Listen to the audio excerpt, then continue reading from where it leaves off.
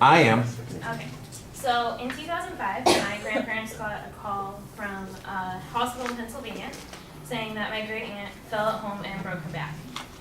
So they rushed out to Pennsylvania to check on her and see what was going on. And when they got there and saw how poorly her house was and the condition it was in and how bad her injury was, they decided she needed to move out here with her family.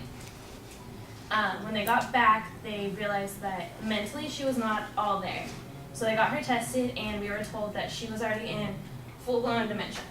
And at that age, I didn't know what that meant. I was just excited because my aunt, who never forgot a birthday, was always excited to see us, always had gifts for us when she came out, was going to be here in California all the time. And for those of you who don't know, Alzheimer's is the most common form of dementia. It causes problems with the memory, the thinking, and behavior. It progresses really slowly and gets worse over time. So today I want to tell you guys about some facts about Alzheimer's that most people don't know. I will tell you more about who is diagnosed with it, the most common symptoms, and if there is a cure or not. So more than 5 million Americans live with Alzheimer's, and 1 in 3 seniors die with it. Most people that are diagnosed with it are 65 or older, but in rare cases, people as young as 40 can be diagnosed with it. And so the symptoms that they show in the early stages are just mild memory loss and trouble completing simple tasks at work and at home. Then they start losing things and have trouble planning. And it slowly progresses into forgetting recent events, forgetting who, like names and who family members are, and difficulty completing complex tasks. And the according to the Alzheimer's Association website, the example they use the most is planning a dinner party. They have trouble doing simple things like that. And eventually there's all these stages in between where your body starts to deteriorate and you start losing function of things. It gets so bad that they can't respond to their environment. They can't walk, they can't carry on conversations, they can't control their body movements, and eventually they will have to be put in a wheelchair and have 24-hour care. That is where my aunt is right now. She's in a home with 4 other people who have dementia. They have care 24/7, and all of them are to the point where they can't smile, they can't hold their heads up, they can't feed themselves, they can't bathe themselves, they can't use the restroom, so they have to have someone doing that for them all the time. And the hardest part for our family is seeing this bubbly personality completely die. She can't smile, she can't hold her head up, and she was a person that always joked around and was always having fun. And they say the final stage is they can't swallow. They forget how to swallow. And we just found out that that's where my aunt is right now. So when she can't swallow, you can't eat. And there's nothing really they can do from that point. And eventually that will kill you. So that leads me to, is there a cure? As of right now, there's no cure for Alzheimer's.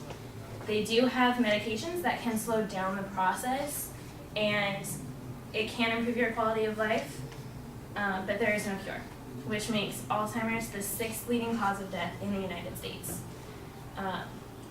And our family hopes that they can find a cure because we don't want to see other people have to go through what my family's gone through.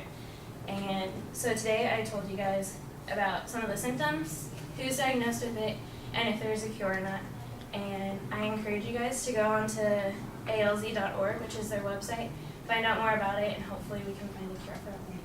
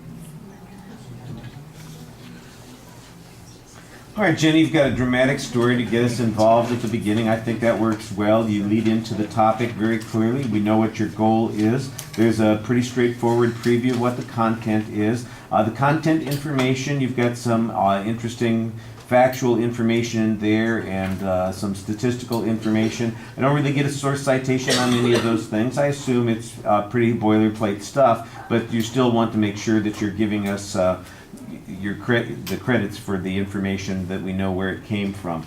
On the presentation issues, you apparently went to the same dance school Jasmine went to, and learned the same moves because you're doing a lot of the same kinds of things, you know, kind of rocking back and forward and stepping forward. And like I said, the movement's fine if it's to emphasize a particular point, but it just seems like it's more rhythmic rather than it's connected to something that you're talking about.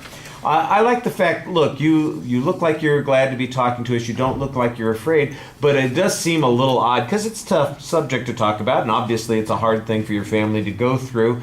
You know, sometimes the smiling seems like it's nervousness because, you know, you're talking about something that's awful and you've got this, you know, why, you know, that just doesn't quite fit together the way you would expect. I'm not saying you have to be somber the whole time. In fact, there are plenty of times that if you don't laugh and smile, you'll just start crying, you know, when you get that kind of stuff.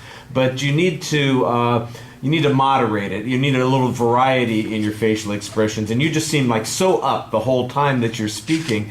And normally I'd say being up is the right thing, but I think you need to vary your facial expressions a little bit so it fits in, because sometimes the things that you're talking about, they need to be a little bit more somber. You need to kind of step back a little bit and kind of remind the audience, I don't want to say scold them, but point out to them that this is something that's important and it's a tough thing to go through. And then you can go back to being the cheerful person that you are and try and keep people up, despite the fact that we're talking about something that's kind of a downer. So I just thought that there's a little variety issue that's going on there. Otherwise, everything seems pretty solid. Okay, thank you.